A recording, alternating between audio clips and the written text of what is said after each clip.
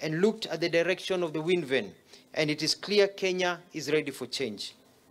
Not change that comes from the top, but one that rises with the masses at the bottom. Kenyans want roads. Kenyans want jobs.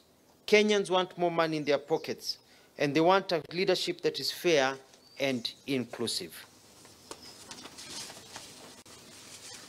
Therefore, we are convinced, and I am convinced, that the best team to transform Kenya is Kenya Kwanza, and the best leader to free us from the yoke of poverty is one Dr. William Ruto. I wish to thank, with the utmost respect, His Excellency President Uhuru Kenyatta, who will always be my friend.